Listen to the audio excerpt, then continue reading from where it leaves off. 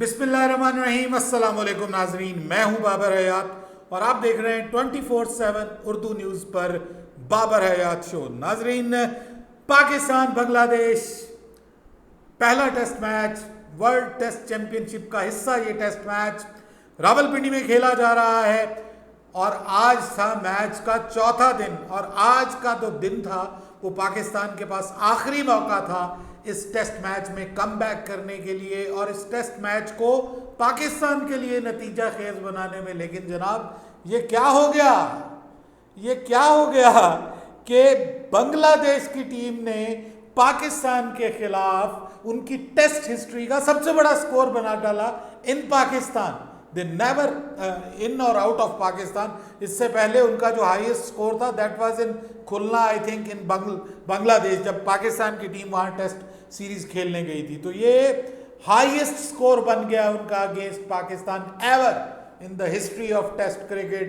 वो धुलाई की है पाकिस्तान के बॉलर्स की कि वो कहते हैं ना कि पनाह, अल्लाह की पनाह। पाकिस्तान के बॉलर्स एक वक्त में ऐसा लग रहा था वो चाह रहे थे कि किसी तरह ये डरावना ख्वाब जो है वो ख़त्म हो जाए और पाकिस्तान की जो हमें इतनी शदीद गर्मी में हमें बॉलिंग करनी पड़ रही है, फील्डिंग करनी पड़ रही है, खुदारा जल्दी करो, जो कुछ करना है जल्दी करो, लेकिन आउट हो जाओ या फिर डिक्लेयर कर दो ताकि हम जाके छाँव में सुकून कर सकें। बहुत बड़ी जिसको आप कहते हैं ना कि मुशक्क़त से पाकिस्तान के बॉलर्स को गुजरना पड़ा। लेकिन sir, what an amazing innings by the little master of Bangladesh Mushfiqur Rahim. क्या कमाल की आज उन्होंने बल्लेबाजी की। एक बार फिर बताया कि he is one of the best batters ever in the history of Bangladesh cricket. और जो उसने अपनी क्लास दिखाई, जो टेम्परामेंट दिखाया, जो उसने अपनी डिफेंसिव टेक्निक दिखाई और जहाँ पे टाइम मिला तो उसने खूबसूरत शॉट्स खेली, भले वो एक्स्ट्रा कवर ड्राइव हो जो उन्होंने टांग नीचे रख के खेली, और उनकी सारी शॉट्स बड़ी ज़बरदस्त।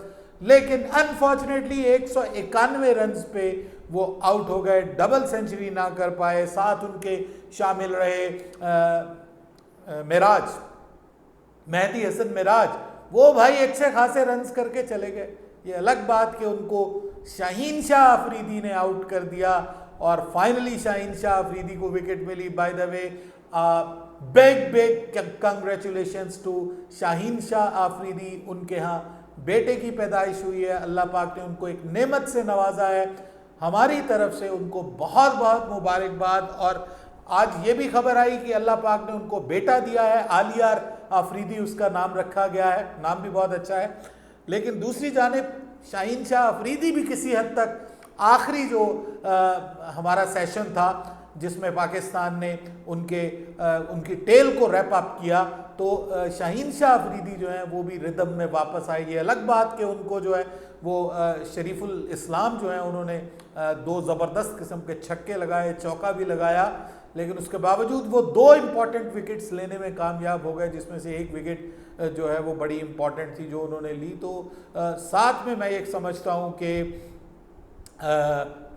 जो नसीम शाह है उन्होंने भी आज थोड़ा कमबैक किया। कल उनको झटका लगा लेकिन आज वो हमें रिदम में नजर आए। 2 विकेटें उन्होंने हासिल की। बट सर, मैं 2 प्लेयर ऐसे जिन्होंने अपना हार्ट आउट बॉलिंग की है, जिसमें एक खुर्रम शहजाद है और दूसरा मोहम्मद अली, दोनों ने अपनी बेस्ट पॉसिबल कोशिश की है इस फट्टा विकेट के ऊपर कि जिसको हम समझ रहे थे कि ये पता नहीं पर्थ या मेलबर्न की पिच होगी।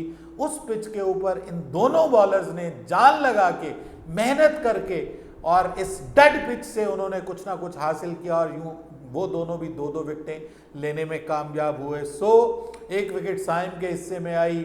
सलमान अली आगा ने बॉलिंग बहुत अच्छी की, लेकिन जब आपकी बॉलिंग पे 2 कैच ड्रॉप हो जाएं तो फिर मसला तो होता है। आज बाबर आजम भी उस लिस्ट में शामिल हो गए। बाबर आजम बुनियादी तौर पे अच्छे कैचर हैं, बहुत कम होता है कि वो कैच ड्रॉप करें, बट अगेन ये हीट ऑफ द मोमेंट में, बाज़-औक़ात थकावट में, बाज़-औक़ात बंदा वैसे ही उकताया हुआ होता है कि यार ये टेस्ट मैच क्या गले पड़ गया, हम तो सोच रहे थे कि ये टेस्ट मैच जीतेंगे, अब ये हमारे अपने गले पड़ गया और हमारे ऊपर प्रेशर आ जाएगा, और वही हुआ।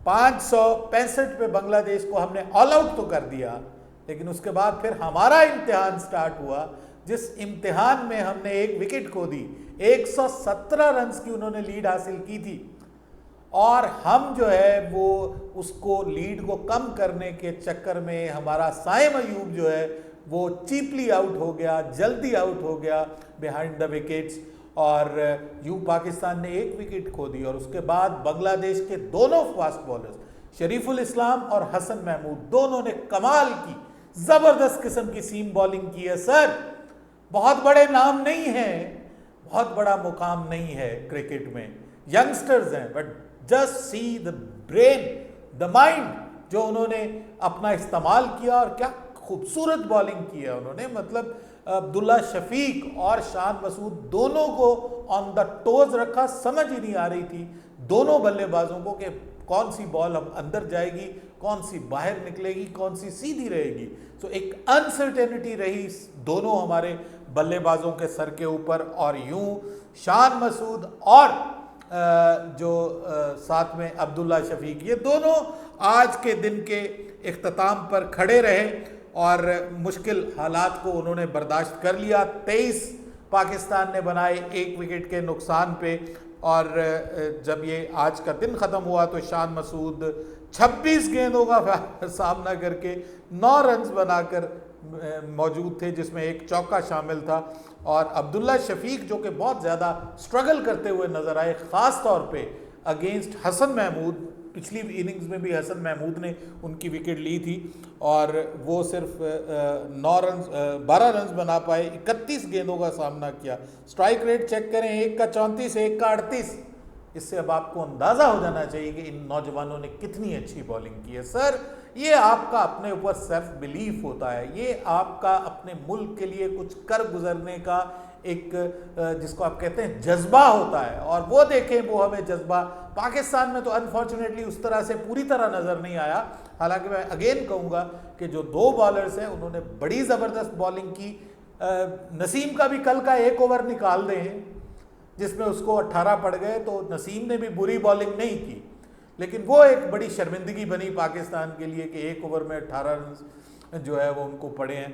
लेकिन उसके बाद आज नसीम शाह ने अच्छी बॉलिंग की, 3 विकेटें हासिल की उन्होंने। और ये डेड पिच है सर, इस डेड पिच के ऊपर आपने ये कारनामा सर अंजाम दिया, तो बॉलर्स के लिए भाई क्लैप होनी चाहिए। बॉलर्स ने अपना हार्ट आउट किया है, स्पेशली पाकिस्तान के जो 3 फास्ट बॉलर्स हैं। शाहीन शाह अफरीदी आए, आखिर में 2 विकेटें उन्होंने ले ली और उसके बाद वो भी शहीदों में शामिल हो गए। लेकिन मैं समझता हूँ कि शाहीन शाह अफरीदी थोड़ा सा रिदम में आज वापस आए हैं, बट स्टिल कल अजहर महमूद की मैं प्रेस कॉन्फ्रेंस देख रहा था, उसमें उन्होंने कहा कि उनका थोड़ा सा टेक्निकल मसला बना हुआ है। उनकी जो कलाई है वो बॉल के पीछे नहीं आती, वो बॉल के प्रॉपर पीछे नहीं आ रही, बिहाइंड द बॉल नहीं है उनकी रिस्ट, जिसकी वजह से ये प्रॉब्लम बन रहा है। और मेरे ख्याल उसके ऊपर शायद उनका काम हुआ है, थोड़ा सा उसको बताया है अजहर महमूद ने, जिसकी वजह से आज कुछ वो अच्छी जगहों पे बॉल करते हुए नजर आ रहे हैं। बहरहाल बात ये है सर, सबसे बड़ा मसला मैं आपको बताऊं कि पाकिस्तान इस मैच को अब जीत नहीं पाएगा, ये तो आप लिख लें। ये तो तय है कि पाकिस्तान इस मैच को जीत नहीं सकता किसी भी सूरत, no chances at all. Pakistan ये मैच जीतना चाहता था और अब हम किस मोड में आ गए, डिफेंडिंग मोड में। हम इस मैच को बचाने की कोशिश करेंगे क्योंकि स्टिल 94 रन्स की ट्रेल है। और अगर कल आके इसी तरह की बॉलिंग उनके फास्ट बॉलर्स ने की और विकेट से भी उनको थोड़ी हेल्प मिलती रही, तो सर हु नोज कि पाकिस्तान की टीम, मिसाल दे रहा हूं आपको, अगर 200 रन्स पे भी पाकिस्तान की टीम को बांग्लादेश ऑल आउट कर देता है तो आखिरी 2 ओवर्स में अगर उनको 70-75 रन्स चाहिए होंगे तो जीत किसकी होगी? बताएं मुझे, कौन जीतेगा फिर 70-75 रन्स? क्या पॉसिबल नहीं है आखिरी 2 ओवर्स में कर लेना, आखिरी 2 घंटों में? तो ये अब मैच हमारे हाथ से निकल के, इस मैच का फैसला बांग्लादेश की फील्डिंग, उनकी बॉलिंग के ऊपर है कि वो कैसी बॉलिंग करते हैं और हमारे बल्लेबाजों को कितनी जल्दी आउट करते हैं। पाकिस्तान के लिए अब इस मैच को बचाना है, we are on the saving mode. बड़ी एग्रेसिव क्रिकेट की हमने बात की, ये फट्टा बना के पाकिस्तान के गले में डाला उस टोनी जो वहां से आया ऑस्ट्रेलिया में, टोनी साहब, उन्होंने ये फट्टा बना के पाकिस्तान में के गले में डाला और हम प्रॉपर टीम नहीं खिला पाए, हम प्रॉपर टीम नहीं खिला पाए। ये बहुत बड़ा मसला है हमारे लिए। हमें इसमें एटलीस्ट 1 स्पिनर, और अगर अच्छा होता तो 2 स्पिनर और 3 फास्ट बॉलर्स के साथ आप जाएं, वो भी इसी के साथ गए हैं।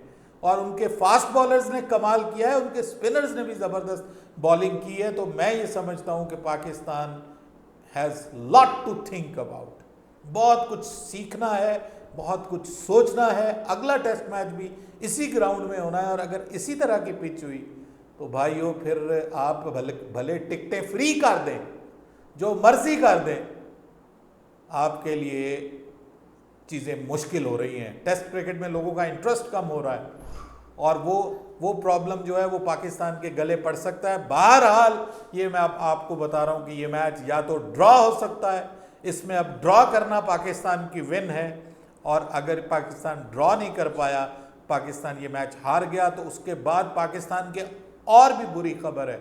स्लो ओवर रेट के ऊपर पाकिस्तान 10-12 पॉइंट्स या 15 पॉइंट्स तक पाकिस्तान के माइनस हो सकते हैं सर। अब आप जीत तो सकते नहीं है, ड्रा करेंगे तो आपको 2 या 4 पॉइंट्स आई थिंक मिलते हैं ड्रा करने पे, और उसके बाद जो है वो आप ये देख लेंगे जो वो आपको पेनल्टी पड़नी है वो कितनी पड़नी है, उससे आप वर्ल्ड टेस्ट चैंपियनशिप के उसमें कहाँ पे पहुँच जाएंगे सर। वर्ल्ड टेस्ट चैंपियनशिप के फाइनल देखने के ख्वाब देखने वाली ये पाकिस्तान की टीम जो है, अब आप उसको देखें। शान मसूद पे बहुत बड़ी जिम्मेदारी है, कप्तान के तौर पे उसको कप्तानी बारी खेलनी पड़ेगी, और बताना पड़ेगा, जस्टिफाई करना पड़ेगा कि बीइंग अ बैट्समैन भी मैंने परफॉर्म किया। अब जहाँ तक बात है उसकी कप्तानी की, बहुत सारे लोग मुझे कहते हैं आपने उसकी कप्तानी के ऊपर बात नहीं की। भाई बात यह है कि उसकी कप्तानी के ऊपर मैं क्या गलत बात कहूँ, क्या गलत किया है जी उसने?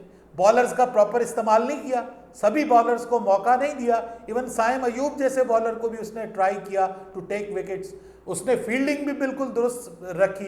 अब मसला यह है कि अगर आप कैचेस ड्रॉप करेंगे इस तरह की कंडीशन में, तो फिर इसमें तो फिर शान मसूद का कोई कसूर नहीं बनता। हाँ, कसूर उसका ये है कि उसने, और जो हमारा कोच है जेसन गिलेस्पी, उन्होंने पिच को गलत रीड किया, प्रॉपर टीम ही नहीं खिलाई, पिच को उन्होंने सरसब्ज बनाया और सरसब्ज बाग देखे, और उसके बाद ये हुआ। ये सबसे बड़ा ब्लंडर है कि टीम ठीक नहीं खिलाई गई, और ये इसकी जिम्मेदारी उनको कबूल करनी है, और अगले टेस्ट मैच में इसको रेक्टिफाई करना है। देखते हैं, 5वां दिन बड़ा इंपॉर्टेंट है, और इंपॉर्टेंट इसलिए भी है कि उसमें बाबर आजम को एक बार फिर बैटिंग का मौका मिलेगा। एंड वी होप कि दिस टाइम रावलपिंडी के क्राउड को बाबर आजम डिसअपॉइंट नहीं करेंगे। बाबर हयात को इजाज़त दीजिएगा। अल्लाह हाफ़िज़।